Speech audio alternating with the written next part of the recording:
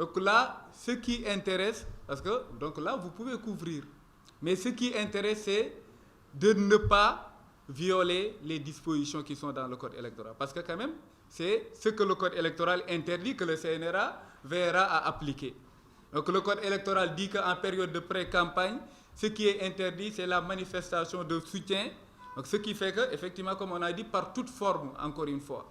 Donc ce qui fait que le journaliste, en couvrant ses activités, doit faire de sorte que toute manifestation de soutien ou bien déclaration de soutien ne puisse pas apparaître dans ce qu'il va proposer aux téléspectateurs ou bien donc aux lecteurs ou bien aux auditeurs.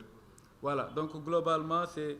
Ensuite, une deuxième question, voilà, donc qui parle surtout des journaux, les quotidiens.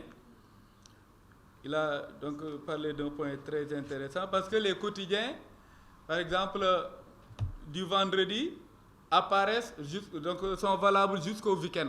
C'est-à-dire, donc là, les quotidiens qui sont du vendredi, ça montre que le samedi, on les voit.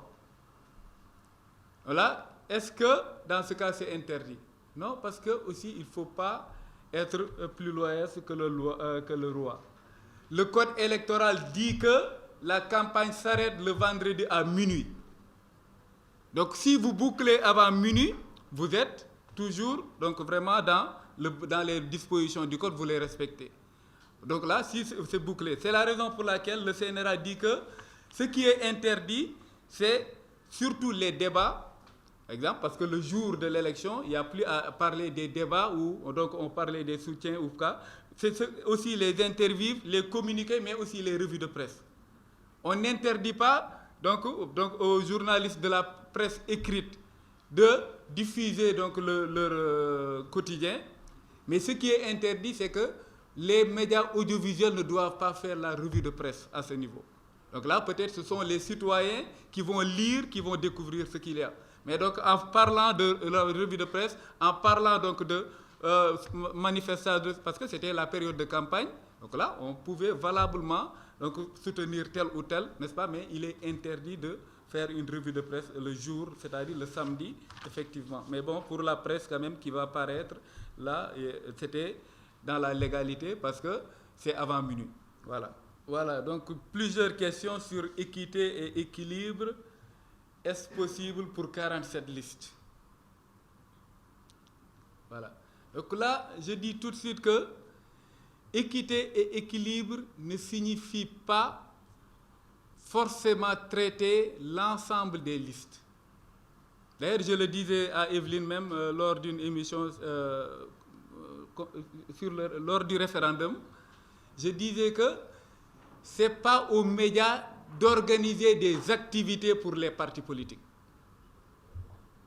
Par exemple, quand même, si on parle des règles d'équité et d'équilibre, une liste qui n'organise pas d'activité ne doit pas léser donc, les listes qui ont des activités. Sur 47 listes, au moins faites de sorte que dans votre télévision, on ne dit pas que seule telle liste donc, est proposée. N'est-ce pas? Donc faites le maximum pour donner la voix à tout le monde. À ce niveau, je donne l'exemple donc, de la situation en France.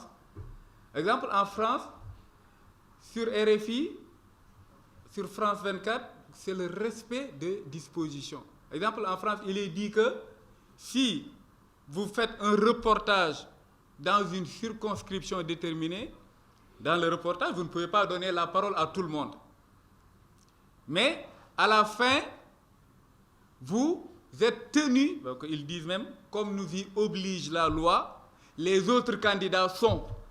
C'est-à-dire qu'ils citent au moins les listes des autres, parce qu'ils n'apparaissent pas dans le reportage.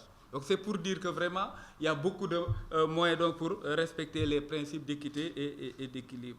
Voilà, n'est-ce pas? Donc là, effectivement, comme la mission du journaliste est d'informer juste et vrai, donc là, rien ne vous interdit donc, de continuer à exercer votre mission.